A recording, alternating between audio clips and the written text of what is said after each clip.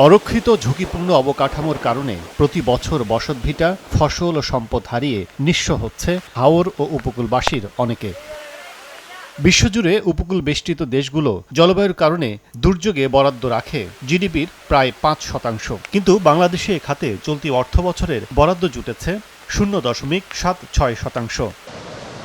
বিশেষজ্ঞরা বলছেন, উপকূলে এই মুহূর্তে প্রায় ৬,৫০০ কিলোমিটার টেকসই বাঁধ প্রয়োজন। সব বাঁধ আগামী ১০ বছরের মধ্যে নির্মাণ করতে হলে প্রয়োজন প্রায় ১,৩০,০০০ কোটি টাকা। ঢাকা শহরে মানুষ রাস্তায় থাকলেও তাকে পানি খেতে হবে, স্যানিটেশনে আমাদের মনোযোগ দিতে হবে। সো আমি এবার বলবো যে আমরা 10টা কথা বলবো না, দুটো কথা বলবো।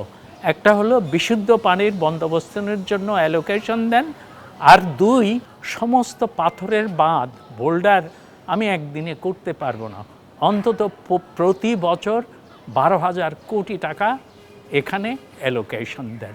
জলবায়ু পরিবর্তনের প্রভাব ও দুর্যোগে ক্ষতিগ্রস্ত হাওর অঞ্চল, কিন্তু স্থানীয়দের সমন্বয়ে উন্নয়ন অবকাঠামো নির্মাণ না হওয়ায় স্থায়ী উপকারে আসছে না সরকারের কোনো খরচ।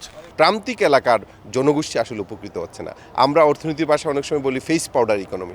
আমরা ফেসকে বা রাজধানীকে, বড় বড় শহরগুলোকে শুধুমাত্র মেকআপের মতো উন্নতি করছি, কিন্তু মূল যে জনগোষ্ঠী প্রয়োজন, প্রান্তিক জনগোষ্ঠী, সেই প্রান্তিক জনগোষ্ঠী কিন্তু সেভাবে উপকৃত হচ্ছে না। মূলত বাজেট হওয়া উচিত বটম আপ অ্যাপ্রোচ, মানুষের কাছে গিয়ে তাদের কাছ থেকে আসলে ইনফরমেশন নেওয়া দরকার, তাদের কি প্রয়োজন। আসন্ন বাজেটে জিডিপির কমপক্ষে 3% অর্থ পরিবেশ, দুর্যোগ ব্যবস্থাপনা ও জলবায়ু খাতে বরাদ্দ রাখার পরামর্শ বিশেষজ্ঞদের।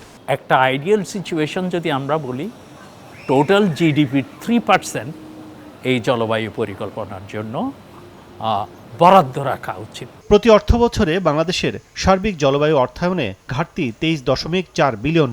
এজন্য বৈদেশিক উৎস থেকে অর্থ জোগাড়ের পাশাপাশি দূষণকারী প্রতিষ্ঠানের ওপর 5% করার ওপর তাগিদ খাত সংশ্লিষ্টদের। কাজল আব্দুল্লাহ, সময় সংবাদ, ঢাকা।